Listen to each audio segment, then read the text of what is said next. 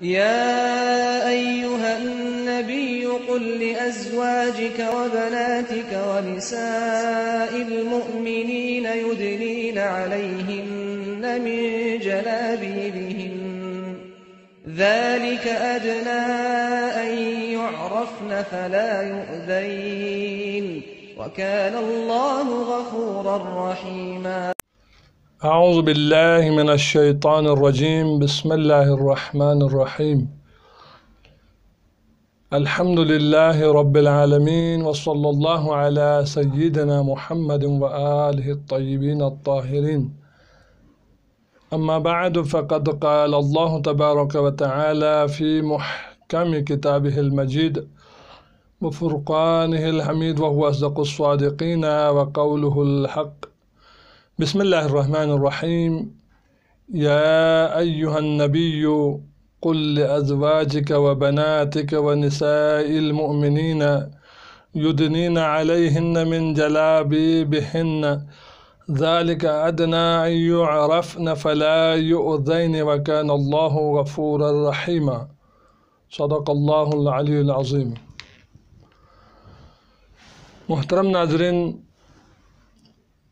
بلطف خدا یہ دوسری نشست ہے فلسفہ حجاب اور اس کی اہمیت کے حوالے سے گفتگو ہو رہی ہے۔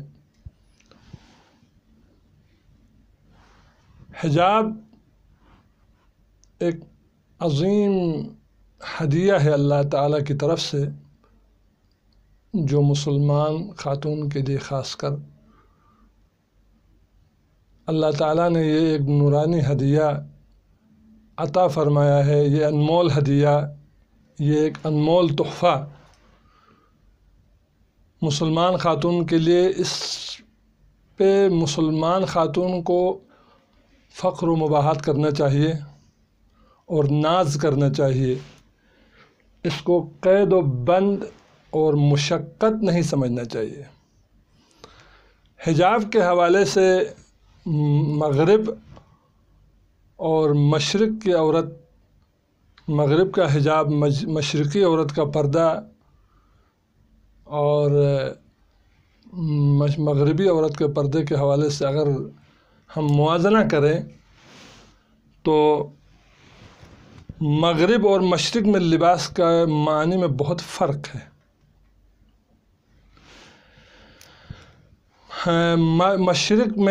مغرب میں لباس ڈریس، جس کو انگلش لفظ بھی کہتے ہیں، انگلش میں کہتے ہیں ڈریس کہتے ہیں، یعنی آراستہ کرنا۔ مغربی خاتون اپنے آپ کو جب تک نہیں بنائے گی، نہیں سنوارے گی، اپنے آپ کو دوسروں کے نظروں میں اپنے آپ کو مزین نہیں کرے گی، لوگ نہ دیکھیں گے، وہ عورت ہی نہیں ہے۔ مغرب کے کلچر میں ایسا ہے۔ لیکن مشرقی خاتون، عربی میں لباس یعنی چھپانے کا معنی۔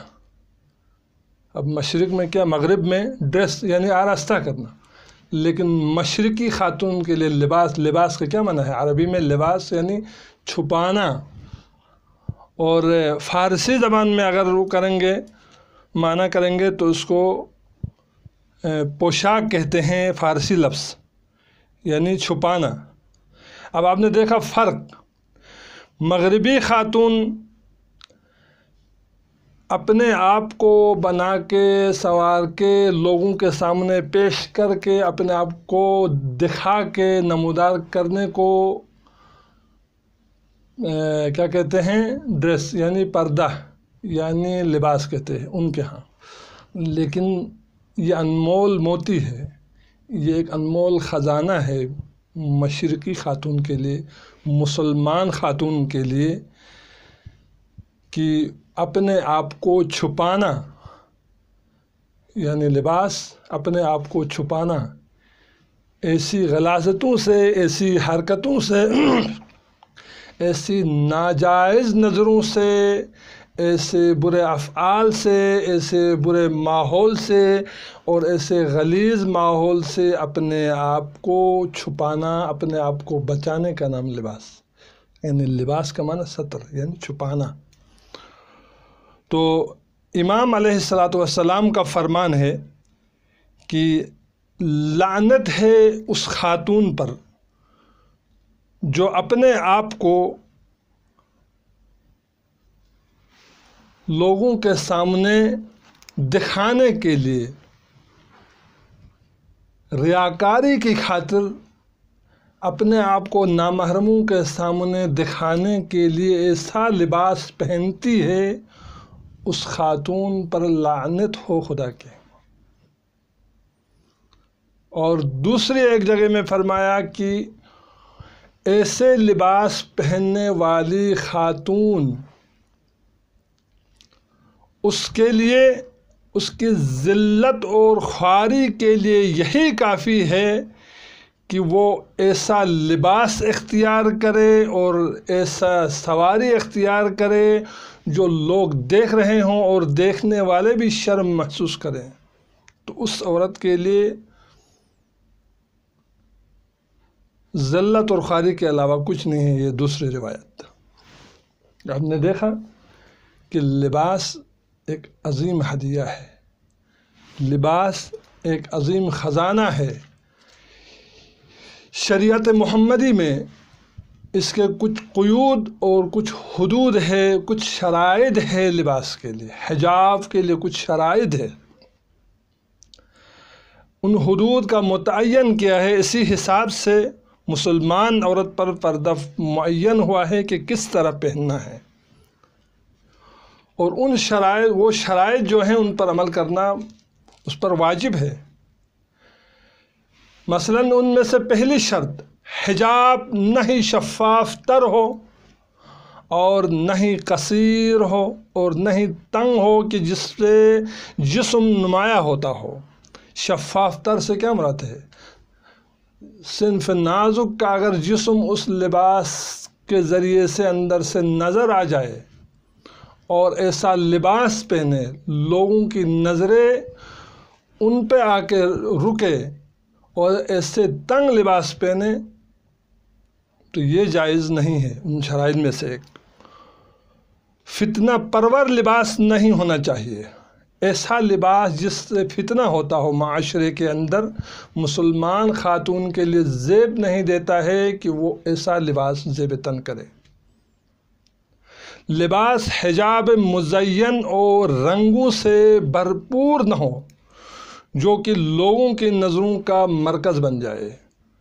ایسا لباس پہنے، ایسا مکنا پہنے، ایسی چادر پہنے اور ایسا کرتا پہنے جس میں رنگا رنگ بھرے ہوئے ہوں اور لوگوں کی نظریں اس پہ آ کے رکے، تو ایسا لباس شریعت نے اجازت نہیں دیا ہے، جائز نہیں ہے۔ اور چوتھی شرط یہ ہے کہ مردانہ لباس کے شبیہ نہ ہوں، مردانہ لباس کے مانند نہ ہوں، لیکن مع الاسف ہمارے معاشرے کے اندر ایسا لباس پہنتی ہے خواتین، اور کافر عورتوں کی طرح، کافر عورتیں بھی تو چادر پہنتی ہے لیکن ان کے مشابہ چادر نہ پہنے، ان کے مشابہ لباس نہ پہنے، وہ آدھا سر دکھا کے رکھتی ہیں۔ مسلمان خاتون اس کی طرح اپنے آپ کو کافر عورت کی طرح شبیہ نہ بنے، بلکہ مسلمان عورت کو تو چاہیے کہ وہ کافر کو اپنی طرف لائے، ایسا لباس پہنے اور لوگ دیکھنے والے کہیں کہ واقعاً یہ مسلمان خاتون ہے۔ تو اسی حوالے سے سورہ نور کی قرآن مجید میں 31ویں آیت، سورہ نور کی آیت نمبر 31، خداوند متعال فرماتا ہے وَقُلْ لِلْمُؤْمِنَاتِ يَغْضُضْنَ مِنْ أَبْصَارِهِنَّ وَيَحْفَظْنَ فُرُوجَهُنَّ وَلَا يُبْدِينَ زِينَتَهُنَّ إِلَّا مَا ظَهَرَ مِنْهَا وَلْيَضْرِبْنَ بِخُمُرِهِنَّ عَلَى جُيُوبِهِنَّ وَلَا يُبْدِينَ زِينَتَهُنَّ إلا لبعولتهن أو آبائهن إلى آخر آیت بہت لمبی اور طولانی آیت ہے. اس کا اگلا حصہ ولا يضربن بأرجلهن ليعلم ما يخفين من زينتهن وتوبوا إلى الله جميعا أيها المؤمنون لعلكم تفلحون. اور اس آیت کے اندر بھی بہت اہمیت دی گئی ہے کہ پردے کی بہت اہمیت دی گئی ہے کہ کس طرح پردہ کرنا ہے، کن لوگوں سے پردہ کرنا ہے اور کیسے پردہ کرنا ہے.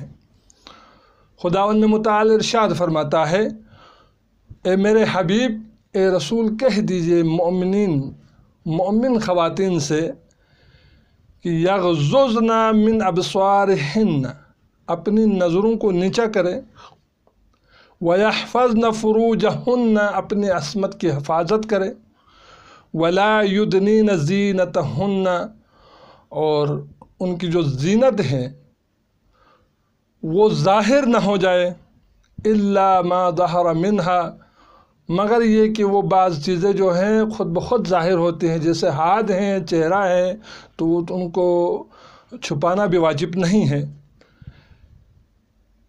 إِلَّا، پھر استثناء آتا ہے آگے، إِلَّا لِبُعُولَتِهِنَّ أَوْ آبَائِهِنَّ، مگر یہ لمبی آیت ہے کہ شوہر کے لیے زینت کرے وہ عورت، لیکن شوہر کے لیے زینت کرنا ضروری ہے. عورت کو زینت نہیں کرنے والی عورت کے بارے میں اس کی مذمت پر روایت آئی ہے. او آبائہن، اپنے باپ، شوہر کا باپ، اپنے ماموں، حتیٰ کہ ماموں وغیرہ جو ہے آیت میں نہیں آئے ہیں، اور بیٹے ہوں، شوہر کے بیٹے ہوں الی آخر جو ہیں، ان سے جو ہے پردہ کرنا واجب نہیں ہے. وَلَا يَضْرِبْنَ بِأَرْجُلِهِنَّ لِيَعْلَمَ مَا يَخْفِينَ مِنْ زِينَتِهِنَّ، اور اپنے پاؤں کو آہستہ آہستہ زمین پر رکھیں. کیوں؟ لِيَعْلَمَ مَا يَخْفِينَ مِنْ زِينَتِهِنَّ، جو اس کی زینت ہے، جو اس کی جسم کی زینت ہے وہ لوگوں میں ظاہر نہ ہو جائے، اس لیے پاؤں کو آہستہ آہستہ لگائے. وَتُوبُوا إِلَى اللَّهِ جَمِيعًا أَيُّهَا الْمُؤْمِنُونَ لَعَلَّهُمْ تُفْلِحُونَ. اور خداوند متعال فرماتے ہیں کہ توبہ کرو مومنین، اللہ تعالیٰ کی بارگاہ میں آ کے توبہ کرو کہ وہ رحم کرنے والا ہی ہے. تو آپ نے دیکھا کہ جس سے شادی نہیں کر سکتی ہے، جن لوگوں سے وہ شادی کر سکتی ہے، یعنی اس کے لیے جائز ہے شادی کرنا، ان تمام سے بچنا، ان تمام سے پردہ کرنا اس خاتون کے لیے، مسلمان خاتون کے لیے واجب ہے. اور اس لیے کہ یہ پردہ ایک عظیم فضیلت ہے، اس کی بہت فضیلت ہے. اگر کوئی خاتون کسی جگہ میں جاب کرتی ہے، پردے میں جاتی ہے، اگر وہاں 5 گھنٹے بھی رہتی ہے، 7 گھنٹے بھی رہتی ہیں، تو جب تک وہاں پہ رہے گی حالت پردے میں، اس کے عبادات میں شمار کیا جائے گا وہاں پہ رہنا حالت پردے میں. اس کے لیے بہت عظیم چیز ہے، اور یہ خاتون دوسری خواتین کے لیے مثال بن سکتی ہے اور تبلیغ کر سکتی ہے پردے کے ذریعے سے. اور یہ شوشہ چھوڑا ہوا ہے مغرب کی طرف سے، فاسد میڈیا کی طرف سے اور جاہل میڈیا کی طرف سے، مختلف معاشرے کے ذریعے سے، فاسد معاشرے کے ذریعے سے، کہ اسلام حجاب لا کے خاتون کے لیے ایک رکاوٹ ہے. یعنی اسلام نے حجاب کو خاتون کے لیے ایک رکاوٹ بنا کے پیش کیا ہے تاکہ وہ آگے ہل نہ سکے، ترقی نہ کر سکے. لیکن ہمیں کم ایسی جگہ ملتی ہیں کہ دنیا میں کہ کوئی ایسی خاتون اس طرح نہیں ہے کہ جو پردہ کیا ہو اور ترقی نہ کیا ہو. ہمیں عورت کا اسلام کو پھیلانے میں، اسلام کے پودے کو نشو نما بنانے میں کوئی ہاتھ نہیں ہوتا اگر عورت کا، تو ہم کہہ سکتے تھے کہ یہ رکاوٹ ہے، مگر عورت ہے کہ اسلام کی نمو کے لیے، اور عورت کا بڑا کردار ہے اسلام کو پھیلانے کے لیے، اور اسلام کی مدد کے لیے، اور اسلام کی خدمت کے لیے، اور اسلام کے بانی اسلام کے رہنمائی کے لیے عورت ہی کا کردار تو ہے۔ بی بی ختیجہ سلام اللہ علیہا، پچھلی نشست میں آپ کی خدمت میں عرض کیا تھا، بی بی ختیجہ ملکۃ العرب سلام اللہ علیہا اسلام کی پہلی خاتون ہے جنہوں نے اپنا سب کچھ، اپنا مال اسلام کے لیے دیا، رسول اللہ کی راہ پہ قربان کر دیا، اور رسول اللہ صلی اللہ علیہ وآلہ وسلم پر پہلی وحی آنے کے بعد بی بی ختیجۃ الکبریٰ سلام اللہ علیہا تسلیاں دیتی رہیں۔ ملکۃ العرب تھی، بزنس مین خاتون تھی، تاجر خاتون تھی۔ رسول اسلام نے حضرت ختیجہ کو کبھی منع نہیں کیا کہ تم تجارت نہیں کر سکتے ہو، ایسا نہیں ہے۔ یہ ایک عظیم ایسی خاتون کی باحجاب ہوتے ہوئے پردے میں رہ کے تمام مردوں سے آگے نکل گئی اور تجارت جاری رکھا۔ اسی طرح اسلام میں خواتین کا بہت بڑا کردار ہے۔ اسلام میں خاتون پہلا کوئی مرد شہید نہیں ہوا ہے کہ اسلام پہ قربان ہوا ہو، بلکہ اسلام پہ جو پہلی جو قربانی پیش ہو گئی ہے وہ خاتون کی ہے، بی بی سمیہ کے نام سے۔ اور اسی طرح حضرت زہرا سلام اللہ علیہا کی سیرت کو دیکھیں تو 5 سال کی عمر ہے زہرا مرضیہ کی، اور باہر دشمن مشرکین رسول اسلام پر اجڑی پھینکتے تھے، غلاظت پھینکتے تھے۔ ایسے عالم میں اپنے آپ کو حجاب میں رکھ کر بغیر کسی خوف اور جھجک کے باہر نکل کے رسول اسلام سے اس غلاظت کو ہٹاتی تھی اور بابا کو گھر میں لے کے آتی تھی۔ جنگ احد میں رسول اسلام صلی اللہ علیہ وآلہ وسلم شہید ہونے کی خبر پہنچتی ہے کہ رسول اسلام، یہ افواہ پھیلایا گیا کہ رسول شہید ہو گئے۔ ایسے عالم میں بھی علماء کہتے ہیں کہ زہرا مرضیہ سلام اللہ علیہا اس جگہ پہ پہنچی، اپنے آپ کو حجاب کے ذریعے سے تن و تنہا پہنچ گئی بابا کی خدمت میں۔ اور اس کے علاوہ جنگ خندق کی بات کریں اور یہ رسول زہرا مرضیہ سلام اللہ علیہا کے ہاں خبر پہنچتی ہے کہ رسول اسلام نے کئی دنوں سے کھانا نہیں کھایا ہے، تو زہرا مرضیہ صلوات اللہ وسلام علیہا کھانا بناتی ہے، روٹیاں بناتی ہے اور لے کے چلتی ہے خندق کی طرف۔ کافی عرصہ چل کے وہاں پہنچ جاتی ہے اور رسول اسلام کی خدمت میں پیش کرتی ہے کہ یا رسول اللہ، میرے بابا، آپ نے سنا ہے کہ آپ نے کئی دنوں سے کھانا نہیں کھایا ہے، اس لیے آپ کی خدمت میں روٹیاں لے کر آئی ہوں۔ اگر اسلام میں خواتین کا کردار نہ ہوتا تو حضرت زینب سلام اللہ علیہا کو مدینے سے لے کے نہ چلتے مولا حسین۔ ہونا تو یہ چاہیے تھا کہ زینب سلام اللہ علیہا کے شوہر جناب عبداللہ بن جعفر طیار کو لے کے جاتے اور زینب سلام اللہ علیہا کو گھر پہ بٹھاتے، لیکن مولا ابا عبداللہ الحسین جانتے تھے کہ زینب و کلثوم کے علاوہ اس کربلا کا واقعہ آگے بڑھنا ہی نہیں ہے۔ میرا جو کربلا کا جو پیغام ہے وہ ہر کریا ہر جگہ زینب ہی پہنچا دے گی۔ اور اس کے علاوہ کربلا کے واقعے کے بعد ہمارے 12ویں تاجدار امام زمانہ عجل اللہ تعالی فرجہ الشریف جب ظہور فرمائیں گے تو خواتین کا بہت بڑا کردار ہوگا۔ امام زمانہ علیہ السلام کی بارگاہ میں ان کے سپاہیوں میں سے بہت کثیر تعداد میں خواتین ہوں گی جو سپاہی ہوں گی، اور ان کا جو عدد بھی تقریباً ذکر ہوا ہے 37 یا 38 تقریباً، اتنی خواتین امام زمانہ کی خدمت میں، امام زمانہ کے رکاب میں ان کے سپاہی بن جائیں گی۔ لیکن ہر خاتون نہیں، پھر یہ عرض کروں گا، ہر خاتون کے لیے یہ عظمت اور یہ کرامت نصیب نہیں ہو سکتی ہے اس خاتون کے لیے جو زہرائے مرضیہ کی سیرت پر چل رہی ہو، اس خاتون کے لیے ہے جو زینب و کلثوم کی سیرت پر چل رہی ہو، اس خاتون کے لیے ہے جو ملکۃ العرب سیدہ خدیجۃ الکبریٰ ام المؤمنین سلام اللہ علیہا کی سیرت پر چل رہی ہیں۔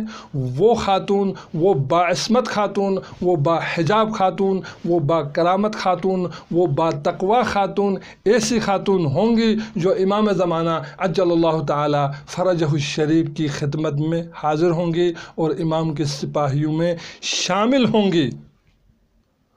تو ہماری ماؤں اور ہماری بہنوں کو بھی چاہیے کہ ایسے عظیم ایک ہدیہ خدا کی طرف سے جو نعمت عطا ہوئی ہے، اس کی قدر کرے، اس کو احسن طریقے سے پہنے اور دوسری خواتین کو بھی کہہ دے کہ اس کی تبلیغ کرے، اور اس سے آنے والی نسلیں آپ کی طرح ہی بنیں گی، ائمہ معصومین اور انبیاء اور اولیاء اور صلحاء کی سیرت پر عمل کریں گے، اور اس سے آپ کی اولاد کی بھی احسن طریقے سے تربیت ہو سکتی ہے۔ وصلی اللہ علی محمد وآلہ الطیبین الطاہرین۔